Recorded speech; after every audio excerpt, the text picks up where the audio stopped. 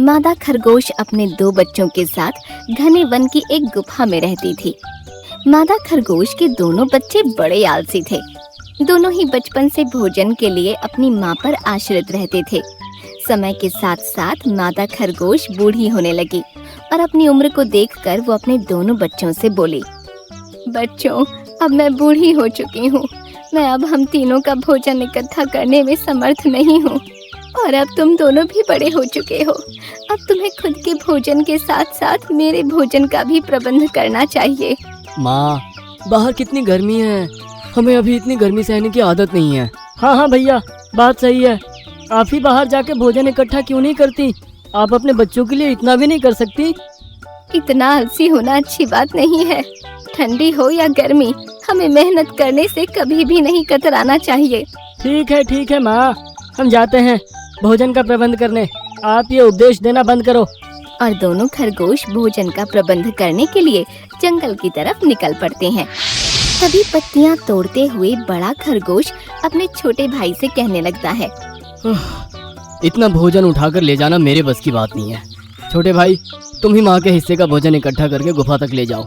अच्छा भैया, मुझे मूर्ख समझा है क्या, जो इतनी गर्मी में बोझा उठाकर गुफा तक लेकर जाऊंगा? ना ना ना ना ना, मैं अकेला ये नहीं करने वाला। ये तो अब रोज की परेशानी हो गई, इसका क्या किया जाए? बड़े भैया, मेरे पास माँ से पीछा छुड़ाने की एक बहुत अच्छी तरकीब है। हम कल माँ को सैर कराने के बहाने जंगल के नुकीले पत्थरों वाले रास्ते से होते हुए ले जाएंगे। माँ अपनी उम्र के कारण लंबी छलांगे नहीं मार पाएंगी और निश्चित ही उन्हें कहीं ना कहीं चोट लग जाएगी, जिसके बाद हम उन्हें गुफा में छोड़कर कुछ दिनों के लिए चले जाएंगे और उनके खून की महक सूंघकर जरूर कोई ना कोई जंगली जानवर उन्हें अपना शिकार बना लेगा। फिर हम आराम से गुफा में रह पाएंगे। वाह भाई वाह, क्या युक्ति निकाली है तुमने माँ से पीछा छुड़ाने की। इसके बाद हमें माँ के लिए भोजन ढूंढने की आवश्यकता ही नहीं होगी। हम दोनों बाहर जाकर ही मीठी मीठी पत्तियाँ और फल खाया करेंगे। और योजना के अनुसार दोनों अपनी माँ को पथरीले इलाके से होते हुए लेकर आते हैं।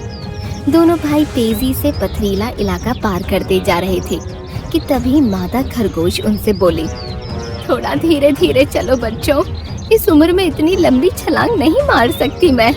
माँ, दिन ढलने वाला है, तुम इतनी धीरे चलोगी तो कैसे काम चलेगा? हमें जल्दी ही गुफा तक पहुँचना होगा। अगला कदम बढ़ाते ही मादा खरगोश के पैर में एक नुकीला पत्थर चुभ जाता है। मादा खरगोश के दोनों बच्चे अनजान बनकर अपनी माँ को अकेला छोड़कर चले जाते हैं। मादा खरगोश का घाव इतना गहरा था कि खून रुकने का नाम ही नहीं ले रहा था।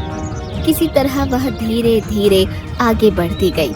पूरे रास्ते मादा खरगोश का खून रिसता रहा और आखिरकार वो अपनी गुफा तक पहुँच गई। माँ को गुफा में आते देख दोनों खरगोश बोले, छी छी छी छी छी माँ, पूरा घर आपने खून से गंदा कर दिया। हाँ, और क्या, आपको तो ढंग से चलना भी नहीं आता। मादा खरगोश बिना कुछ कहे सुनती रही और अंधेरा होते होते ही तीनों सो गए। जब मादा खरगोश की नींद सुबह खुली तो उसने देखा उसके दोनों बच्चे गायब हैं। मादा खरगोश को कुछ समझ नहीं आया और गुफा के बाहर खड़े मादा खरगोश के दोनों बच्चे इसी बात का इंतजार कर रहे थे कि कब कोई जंगली जानवर खून की महक सूंघता हुआ आए और उनकी माँ को जान से खत्म कर दे। उन्होंने देखा कि एक लोमड़ी जमीन पर गिरे खून को सूंघती हुई वहाँ तक पहुँच गई और ये देखकर दोनों खरगोश वहाँ से दूर भाग गए। वहाँ से दूर भागने के बाद दोनों खरगोश बात करने लगे, चलो अब हमें अपनी माँ से छुटकारा मिल जाएगा। हाँ भैया, बस कुछ दिनों की बात है। जंगल के छोटे मोटे जानवर माँ की लाश गुफा से खींचकर ले जाएंगे, जिसके बाद हम फिर से गुफा में रहने लग जाएंगे। और दोनों कुछ दिनों तक जंगल के दूसरे हिस्सों में भटकते रहे। एक दिन उन्हें जंगल में एक भूरा खरगोश मिला जो कि पेड़ के नीचे एक बिल में रहता था। तुम दोनों इस समय कहाँ घूम रहे हो? तुम्हें पता नहीं, जंगल के इस इलाके में खतरनाक गिद्ध रहता है। वह कल ही पासी की गुफा से एक मरा हुआ खरगोश लेकर आए थे, जिसके बाद उन्होंने उस खरगोश को नोच नोच कर खाया। ये सुनकर दोनों खरगोश खुश हो गए। वाह वाह, गिद्ध जरूर हमारी माँ की लाश को उठाकर लाया होगा। हाँ भैया, हमारा काम तो गिद्ध ने आसान कर दिया। चलो हम फिर से अपने घर चलते हैं, अब हम वहाँ पर खुशी से रहेंगे। और दोनों भाई उत्साहित होकर लंबी लंबी छलांग मारते हुए वहां से निकल गए। दोनों अपने घर पहुंचने के लिए इतने उत्साहित थे कि उन्होंने रास्ते में गिद्ध के गिराए हड्डियों के टुकड़े भी नहीं देखे और दोनों हड्डियों के नुकीले टुकड़े चुभने की वजह से घायल हो गए। अब उनसे एक भी कदम आगे नहीं बढ़ाया जा रहा था।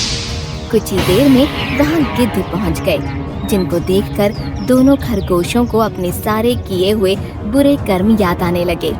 गिद्धों ने दोनों खरगोशों को अपनी चोंच से नोच नोच कर मार डाला।